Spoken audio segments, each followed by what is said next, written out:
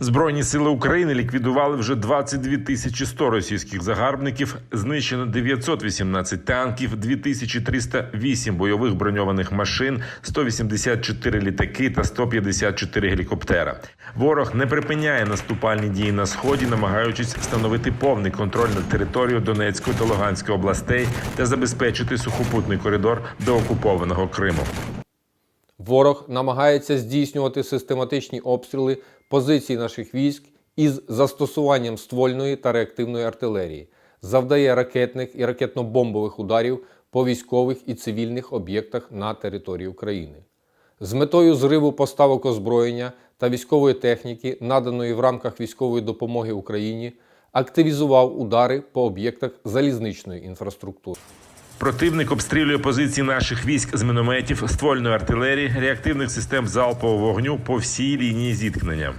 На Сєвєродонецькому напрямку противник веде бойові дії в районі населеного пункту Рубіжне. На Попаснянському напрямку намагається оволодіти Попасною, тривають бої. На Авдіївському напрямку ворог намагається вести наступальні дії, успіху немає. На Курахівському напрямку безуспішно здійснював наступальні дії у напрямку населених пунктів Новомихайлівка та Мар'їнка. На Запорізькому напрямку противник веде наступальні бойові дії в напрямку населеного пункту Трудолюбівка. Повітряні сили України за попередню добу знищили 10 повітряних цілей, 3 літаки, 4 безпілотника оперативно-тактичного рівня та 3 крилаті ракети. На території Донецької та Луганської областей за минулу добу відбито 6 атак ворога, знищено 4 танки, 5 артилерійських систем, 13 одиниць броньованої техніки, 15 одиниць автомобільної техніки, 2 паливозаправника та 1 зенітну установку. У районі населеного пункту Велика Олександрівка Херсонської області захисники України знищили склад з боєприпасами та велику кількість особового складу ворога. Понад 70 осіб вбитими. Точна кількість загиблих уточнюється. Також підрозділи окупантів зазнали втрат в особовому складі в районі населених пунктів Новодмитрівка та Білоусове. У заблокованому Маріуполі російський агресор за минулу добу завдав 35 авіаударів по заводу «Азовсталь», в підвалах якого ховаються цивільні. Постраждалі знаходяться під завалами. Про це у телеграмі повідомили бійці полку «Азов», які боронять Маріуполь. Як заявив маріупольський міський голова Вадим Бойченко, ситуація там критична. У людей закінчується їжа та вода. Це справжня гуманітарна катастрофа. За словами Бойченка, попри всі обіцянки російської сторони, ворожий обстріл медкомбінату не припиняється ні на день. Загарбники вже 2 місяці бомблять беззбройних мешканців, блокують гуманітарну допомогу. За даними Головного управління розвідки Міністерства оборони України, у Маріуполі зафіксовано 13 російських мобільних крематоріїв для знищення тіл загиблих цивільних мешканців. Над Дніпропетровщиною українські військові збили ракету за допомогою вітчизняного ПЗРК «Ігла». Про це у телеграмі повідомив начальник Дніпропетровської обласної військової адміністрації Валентин Резніченко. Її уламки впали у полі. Це вже не перша спроба російських окупантів з повітря атакувати Дніпропетровщину. Останнього разу, 24 квітня, російські ракети завдали руйнувань залізничної інфраструктурі і промисловому підприємству у Павлоградському районі області. За 2 місяці повномасштабного вторгнення російські війська випустили по Україні понад 1100 ракет, скинули безліч авіабомб, частину громад стерли до каміння. Однак ворог нічого не досяг і не досягне. Про таке заявив президент Володимир Зеленський. Він нагадав, що 2 місяці тому Росія розпочала проти України наступ за багатьма напрямками, де були ракетні удари, авіанальоти, артилерія, танки. Вороги не жаліли нічого, аби прорвати нашу оборону.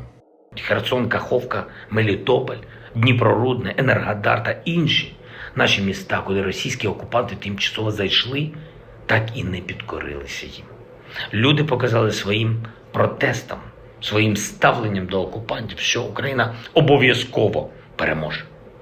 Росія хоче розіграти десь на нашій землі бутафорський референдум, якщо навіть і спробують, це буде так само ганебно, як і все інше, що накреативили в лапках в Москві для окупації України. Харківська область, Донецька, Луганська, Ніде російські військові не побачили навіть крихти підтримки, на яку вони так сильно розраховували. Зеленський розповів, що 24 лютого у світі навіть не вірили, що Україна вистоїть більш як тиждень, а дехто говорив про 3 дні. Потім ще місяць доводилося переконувати різні держави, що ставка на Україну виграшна. А тепер усі це знають, зауважив президент. І за цей час вдалося створити глобальну антивоєнну коаліцію.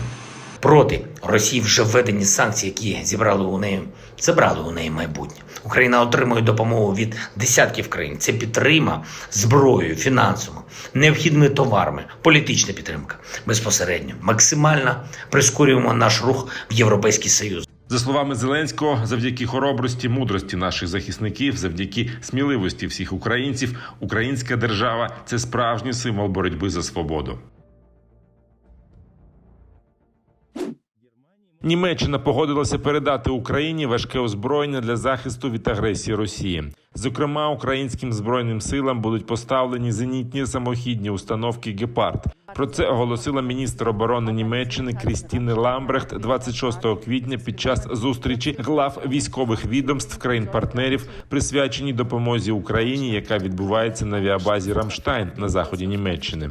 Компанія-виробник вже отримала зелене світло на продаж модернізованих «Гепардів» із колишнього арсеналу Бундесверу.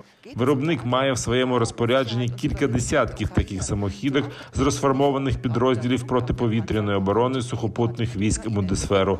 Гепарди можуть бути задіяні для ураження наземних та повітряних цілей. У Києві почався демонтаж монумента Дружби народів. Це скульптура 2 робітників, яку встановили у 1981 році на ознаменування возз'єднання України з Росією. Другу скульптурну композицію з червоного граніту розберуть пізніше. Саму ж арку планують перейменувати та підсвітити кольорами українського прапору.